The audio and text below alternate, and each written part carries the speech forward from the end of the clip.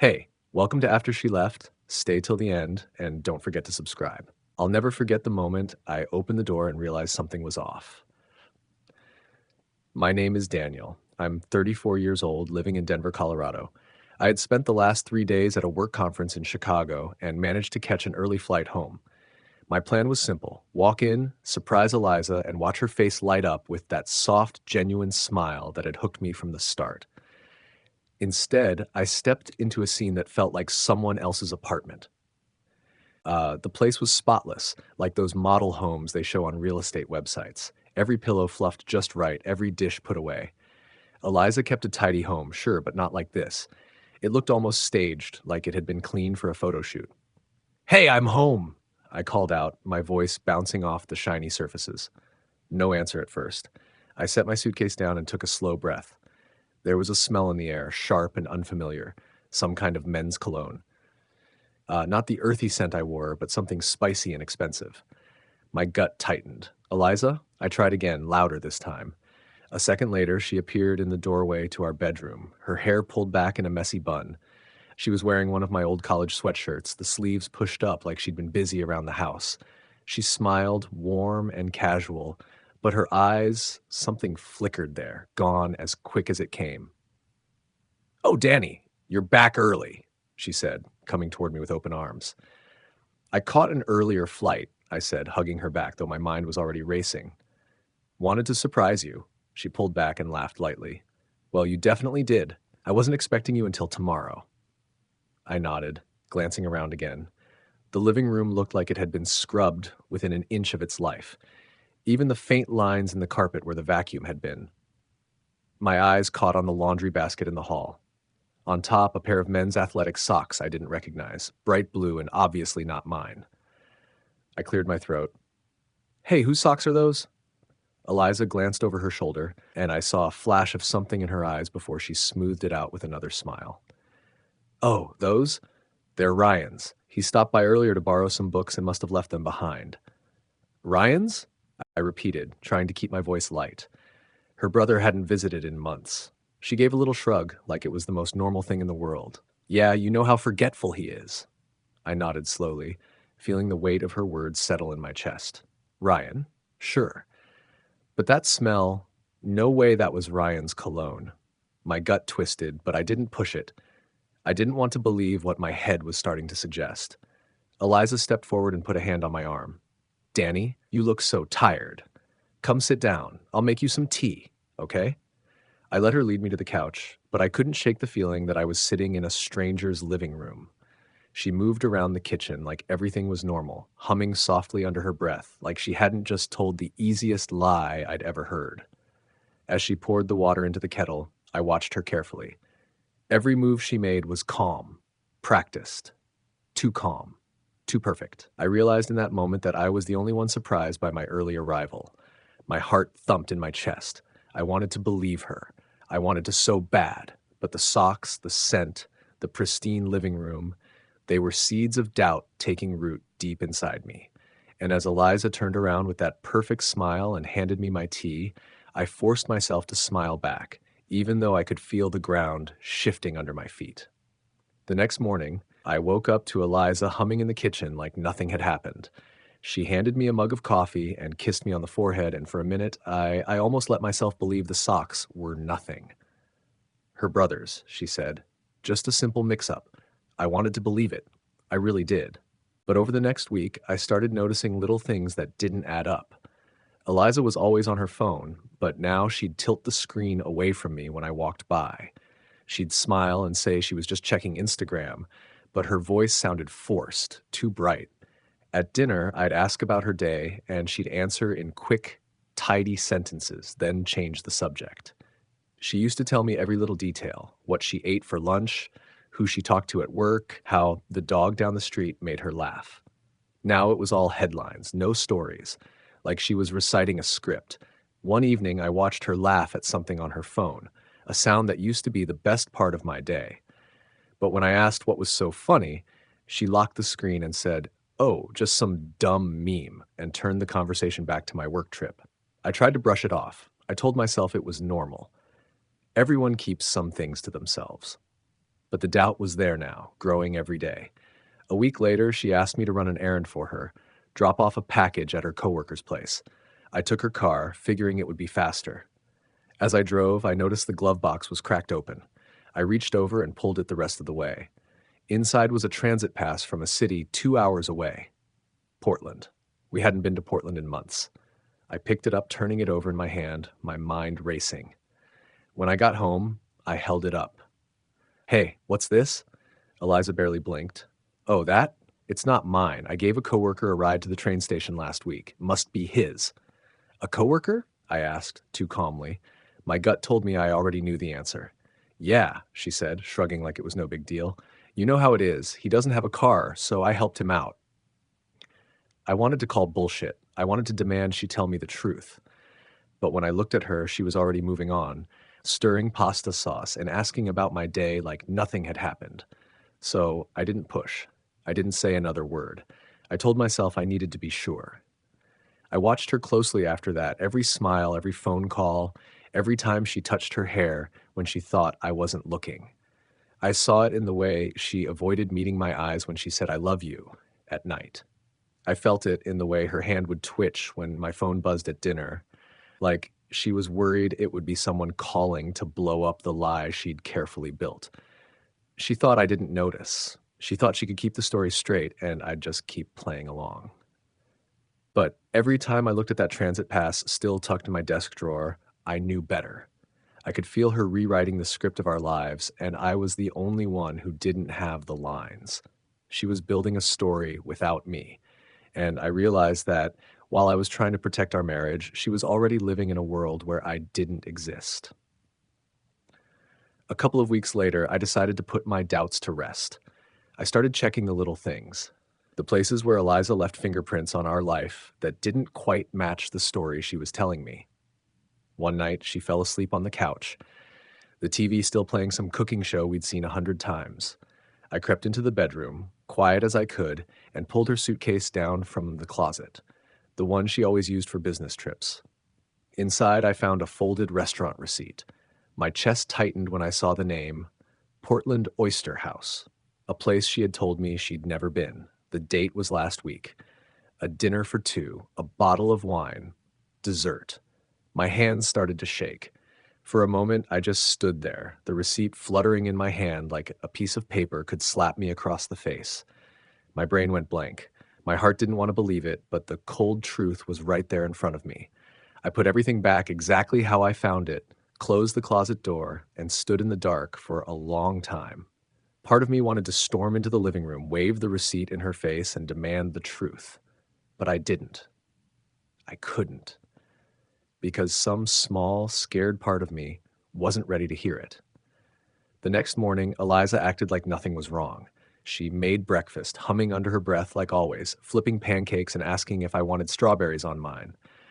I watched her closely, studying the way she smiled at me over her coffee cup, the way she brushed crumbs off the counter like she was sweeping secrets out of sight. "Did you sleep okay?" she asked, her eyes bright and so damn calm. "Yeah," I lied. My voice sounded like it belonged to someone else. We talked about work, about the weather, about anything but what was really happening. She was so smooth, so perfectly normal, that if I hadn't seen that receipt with my own eyes, I might have believed her. I might have let myself slip back into the lie. But I couldn't. Not anymore. After she left for work, I sat at the kitchen table and stared at my coffee until it went cold. I thought about the first time I saw her, the way she laughed when I spilled beer on my shirt at that college party. I thought about how, in the early days, we'd lie in bed for hours, whispering dreams into the dark. Now, those memories felt like props in a play. Her bright smile, her soft humming, it was all a performance. And I was done being the willing audience. That evening, when she came home, I watched her carefully. She told me about her day, how a coworker had a meltdown, how she was excited for a new project. I listened, nodding in all the right places, but I didn't hear a word. I was too busy reading between the lines, watching the flicker of her eyes when I asked a question too close to the truth. She didn't notice. Or maybe she did, but she didn't care. She was too busy crafting the story she wanted me to believe. As the days passed, I started seeing through the cracks. The mornings when she was just a little too cheerful, The nights when she turned away from me in bed, claiming she was too tired, the way she'd flinch if I reached for her phone. I didn't confront her. I didn't need to. The truth was already there, folded in that damn receipt. I just needed to figure out what I was going to do with it. And in the quiet spaces between our forced conversations, I realized something. I was done playing along. I was done pretending. The girl I married had become a stranger, and I didn't know how to love a stranger. The night Eliza left for the work party, she was all smiles and perfume, wearing a dress I hadn't seen before. She paused at the door, adjusting an earring, and said, "Don't wait up, okay? I'll probably be back late." I watched her go, the soft click of her heels echoing down the hallway, and I told myself I wasn't going to sit at home wondering what she was really doing. An hour later, I pulled my car into the parking lot of the upscale hotel where her company was hosting the party. My hands shook a little as I turned off the engine. I didn't even know what I was hoping to find. Maybe I still wanted her to prove me wrong. I slipped inside the lobby, my heart hammering in my chest. The place was packed, music thumping softly under the low, warm lighting. I moved through the crowd, scanning the room for Eliza. When I saw her, my breath caught in my throat. She was standing near the bar, her head thrown back in laughter, and right beside her was a man I didn't recognize. Tall, broad shoulders, an easy smile that looked too damn familiar. His hand rested casually on her waist, fingers pressing just a little too close. I stopped in the middle of the crowd, everything else falling away. My mind raced, but my feet stayed rooted to the spot. She leaned in close to him, her hand brushing his arm like it was the most natural thing in the world. I couldn't hear what they were saying over the music, but I didn't need to. The way he looked at her, like he knew every secret she'd been hiding from me. The way she smiled up at him, like he was the only person in the room.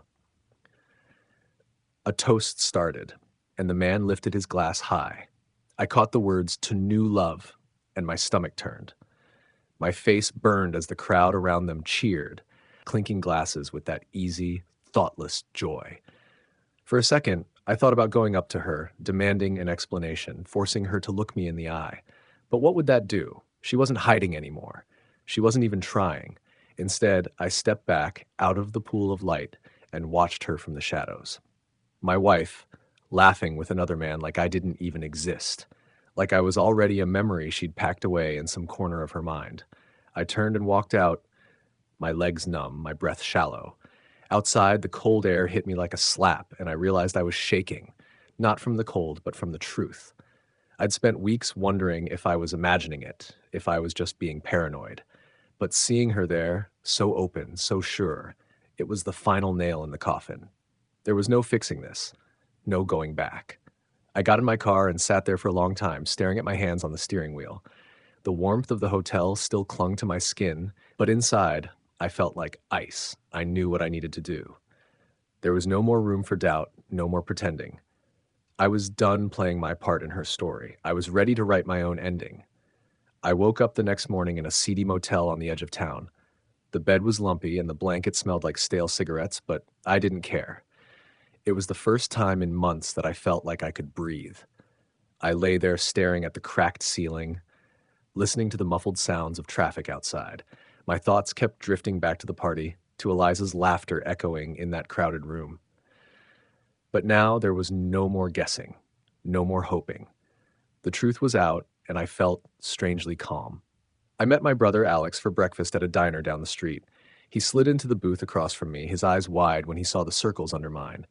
"Man, you look like hell," he said, pushing a cup of coffee my way. "Yeah," I said, my voice flat. "I feel like it too."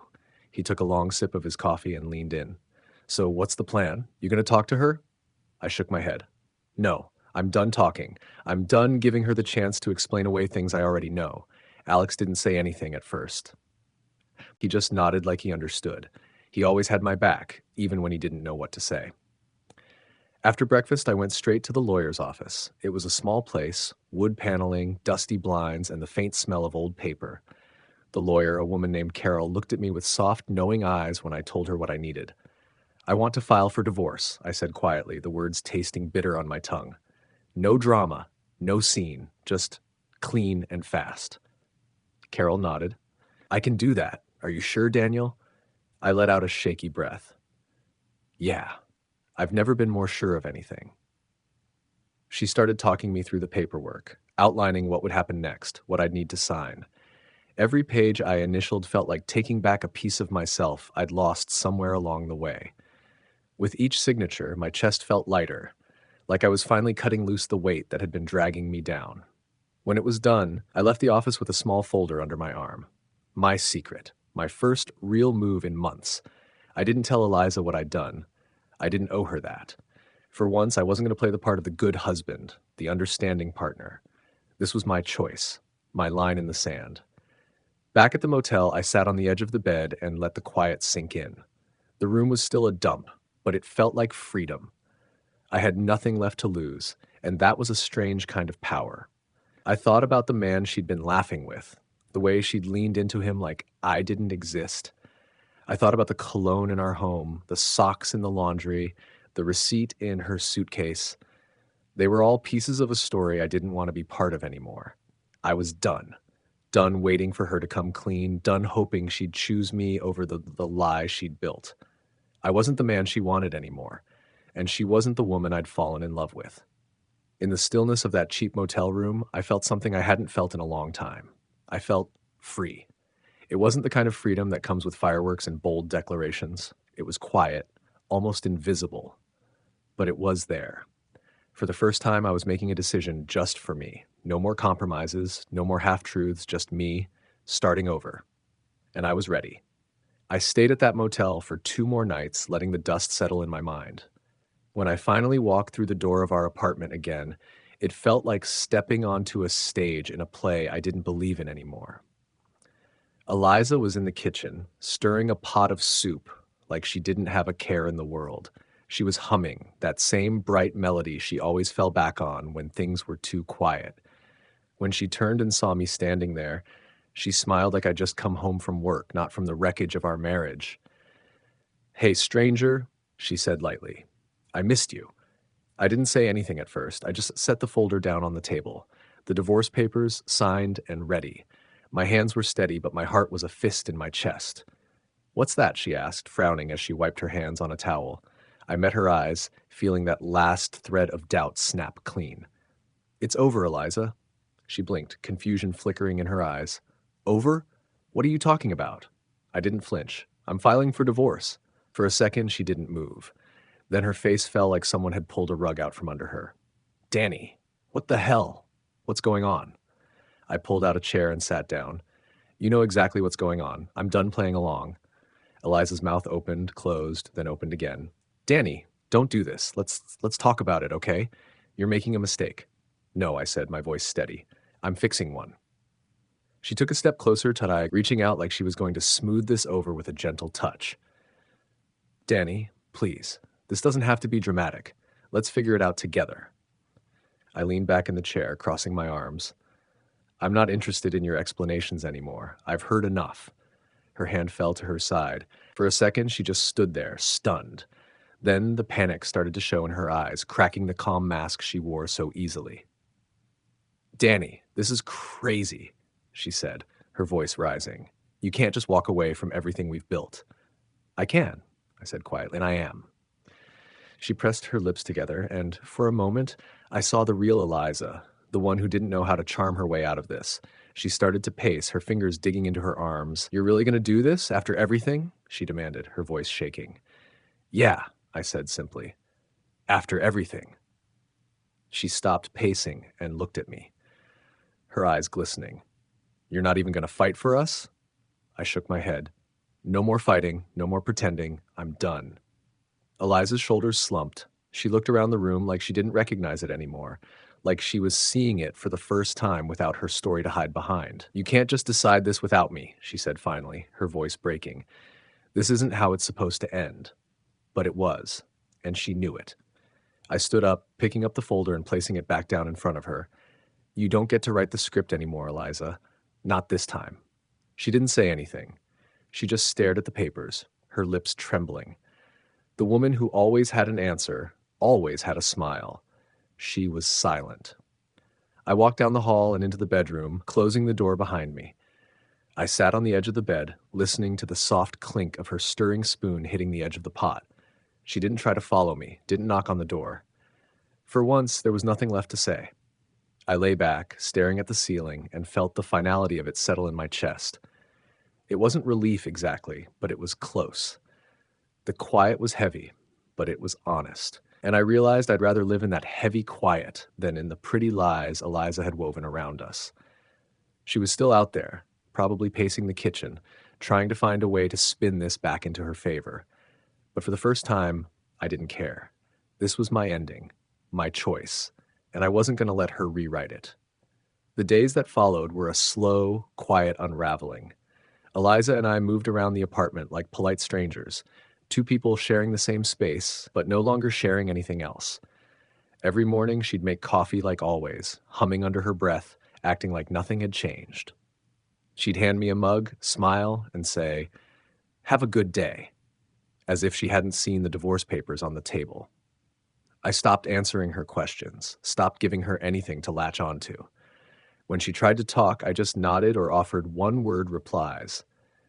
It wasn't that I wanted to be cold. It was that I didn't want to play her game anymore. She tried, though. God, she tried. One night, she knocked on my door, carrying a plate of pasta she'd made. She pushed it toward me, her voice soft. "I thought you might be hungry." "Thanks," I said, taking it without looking at her. She sat across from me, her fingers tracing circles on the table. "Danny, can we talk? Really talk?" I took a bite of the pasta, letting the silence stretch out. "About what?"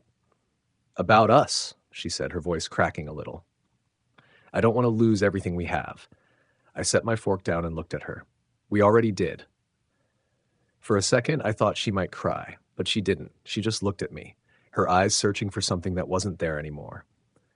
The next day, she tried a different tactic. She came into my room in the morning, her hair still messy from sleep. "Danny, maybe we should try therapy or mediation, something to work through this." I almost laughed. Therapy, mediation. She didn't want to save our marriage, she wanted to save her control. "No," I said quietly, "I'm not interested." She swallowed hard. "Why not?" "Because it's not about fixing us," I said, my voice calm. "It's about you trying to keep me in your story. I'm not part of that anymore." She didn't reply. She just turned and walked out, the soft click of the door behind her sounding like a final note. The weeks stretched on like that.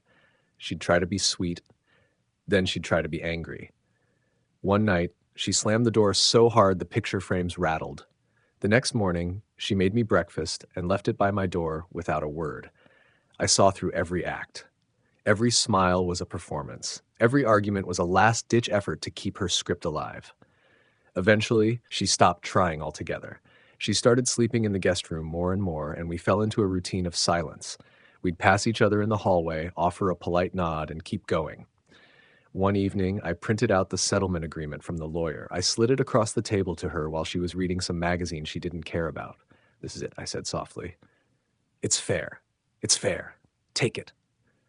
She looked at the papers, her face blank. "And if I don't?" "Then we'll go to court," I said simply. "But this is your last chance to walk away with something, to end it on your terms."